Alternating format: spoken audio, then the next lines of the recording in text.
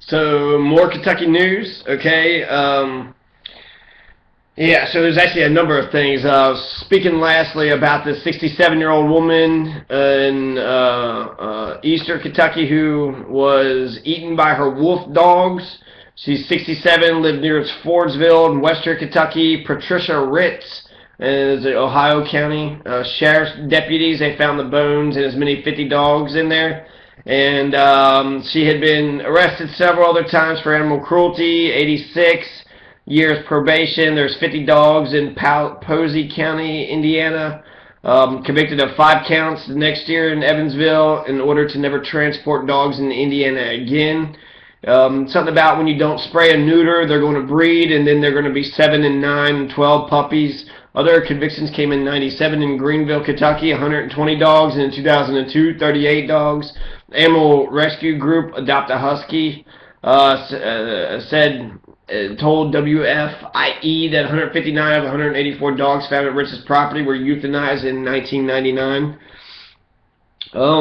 So I don't know. I think these ladies' hearts are in the right spot. I remember running into these two weird ladies in Ohio, not Ohio County, but actually Ohio, Eastern Ohio, Southeastern Ohio, and they were just crying. They was like, "Oh, please, please!" I was just getting signatures to stop factory farm abuse at factory farms, and I was doing a petition with animal cruelty, and I guess they just started crying because I guess they had all the animals and they got busted, and so I guess they thought that I was getting a petition against them. And they just kept crying and just kept talking to me and just hoped that just seemed relieved that I was actually listening to them.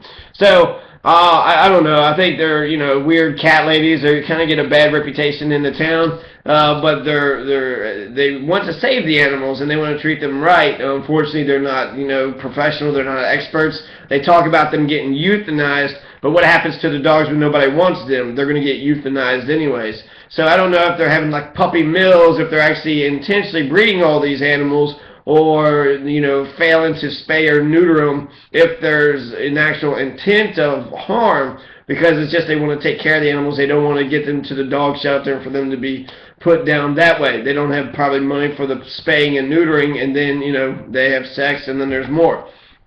And they do what they can to make sure that they're all surviving. But by the time the authorities are called to their house, they got 100 dogs all over their place, and there's they're not being fed right. There's probably shit all over the place. They're not in good conditions, and they get hit up with all these animal cruelty charges. So and plus she died. They said at the very end of that article they had I don't know, the public officials or whatever saying that they were actually relieved that now these dogs will never be treated bad again. Well, that's kind of bullshit. 50 fucking wolf dogs now got a taste for human flesh. What's going to fucking happen to them? Ohio County, Kentucky is going to euthanize them. They're going to fucking kill them. And, that's what we do with stray dogs and stray animals around here. There's not enough, there's too many of them, and there's not enough people to adopt them. They get killed.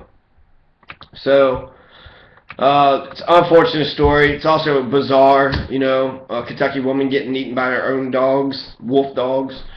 There's Kentucky's weird state. There's something good news. There's a Eastern Kentucky punter makes this really cool, tricky punt. It was September 23rd, so 2 days ago. Jordan Berry was a punter with an extremely accurate foot. He did a little rugby punt. Instead of kicking it down the field, he kicked it to the wide receiver, and then they ran it in for a first down. So it was a legal play according to the NCAA rules. It was Eastern Kentucky versus Morehead State, Kentucky v. Kentucky. So that's cool. It was he did a tricky play and was successful with it. Was going to kick it down the field, but instead does a little pop kick to the wide receiver. The wide receiver takes it, runs off to the side, and it works out perfect. And it's always fun to see those tricky plays turn out well for everybody. Louisville homeless shelter expansion is approved. This is updated 24th WDRB. Major facelift is on the way for a Louisville homeless shelter after building plans are approved by the Zoning Commission Monday. which is good. You know, there needs to be more homeless shelters and better homeless facilities. We got 10,000 homeless children and probably just as many adults, just kind of slipping through the cracks. You know, there's some actually in the alleys and in the woods, you know, in the cracks of society. Others are actually in their cousin's house or their grandmother's house or a friend's house, and so that's homeless too. So talking about Wayside's Chief Operating Officer, Nina Mosley. It's difficult when you have to think about moving the homeless population, displacing them, which is something we don't want to do. But as it developed, we decided it was an opportunity. Moses said by using nearly $5 million from the Kentucky Transportation Cabinet, $2.5 million in relocation funds, and $2.3 million from the state, from the sale of part of the property, Wayside would be adding on to their existing building. Plans include a 5-story tower, be mostly residential. Floors 2 through 4 be for emergency and transitional shelter. The 5th floor would be low-income housing, while the 1st floor would be classroom space.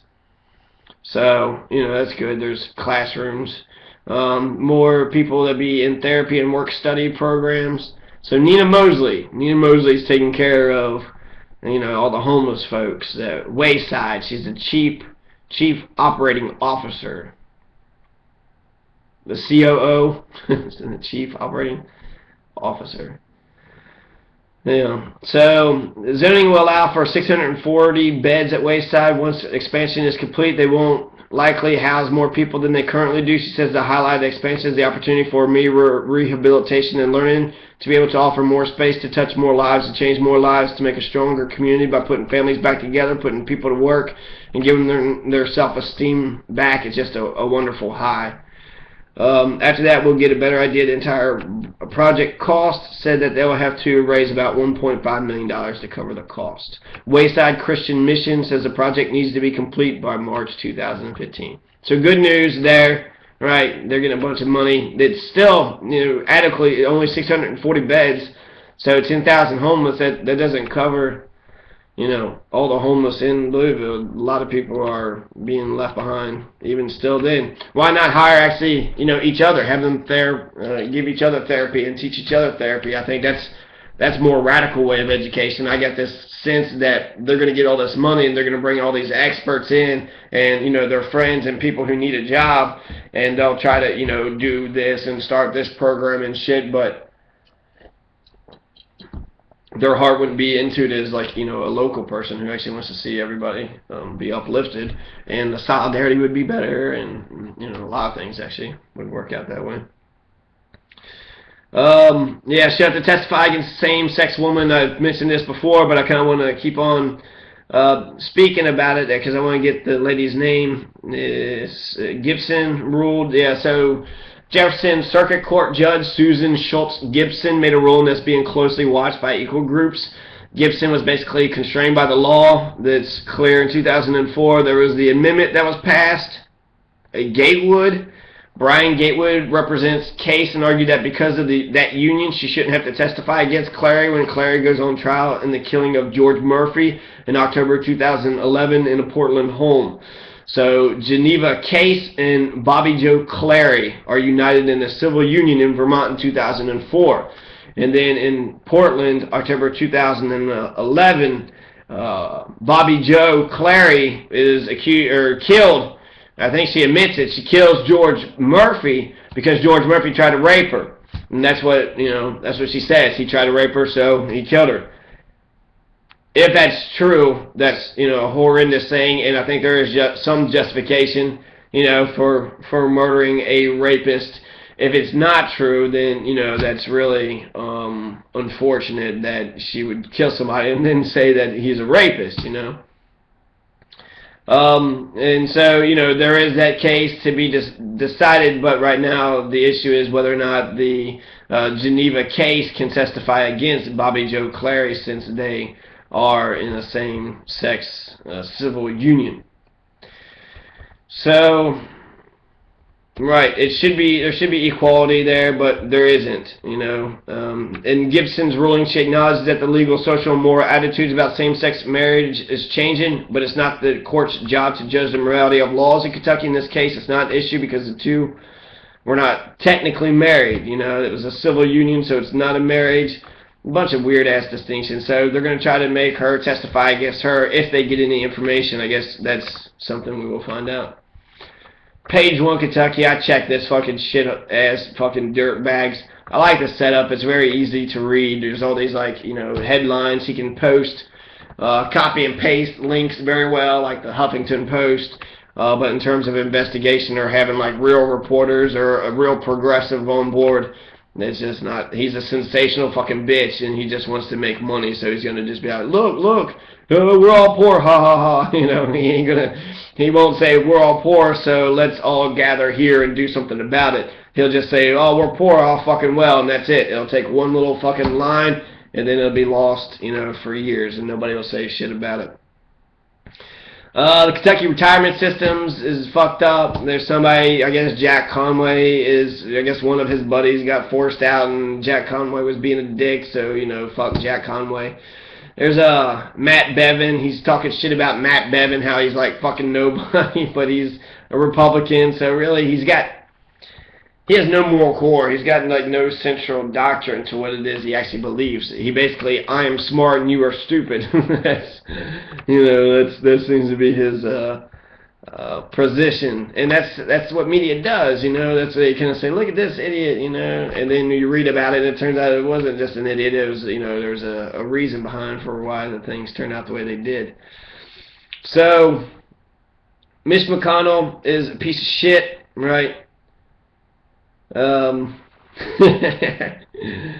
also talks all this shit about Rand Paul, but he keeps Rand Paul on the fucking news, you know.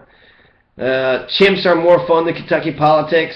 Yeah, the fucking politics is pretty bad because all you want to do is just mock everybody and don't want to do. You're kind of like Jon Stewart and Colbert in that sense. You're just a fucking comedian, you know. We're not supposed to fucking take you serious. You ain't no fucking Sink Ugar. You're fucking more of a Jon Stewart. You're not even that funny. You always talk about, ooh, pee alert, ooh, this is going to make you wet yourself, ha ha ha, I peed a little. Yeah, fuck you.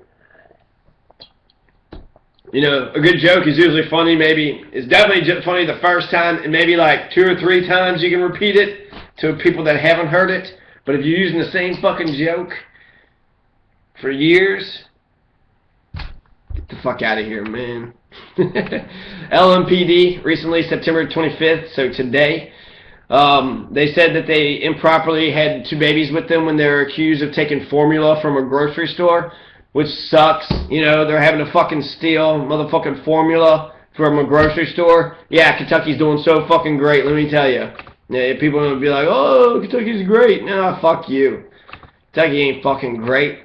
So, Kai Yetta, Gibson, 31, Desmond, Button, 22.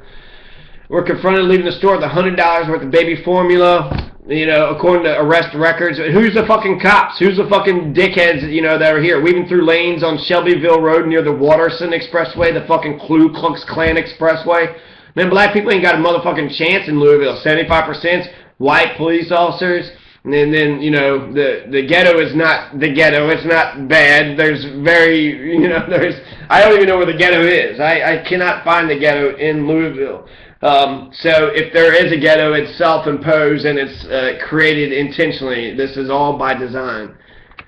This is just some bullshit. I mean, if they had the fucking formula, they wouldn't be on the run. If there wasn't a police state, they wouldn't be on the run, you know. But now we're going to be cutting fucking food stamps. We're not going to get no fucking health care. Just take every fucking thing away from us. Don't give us a goddamn thing, but let's send little fucking Johnny off to war, get his fucking head blown off. If he don't want to go off to war and get his head blown off, well, he better fucking obey the fucking police here. He's going to get molested and raped in prison.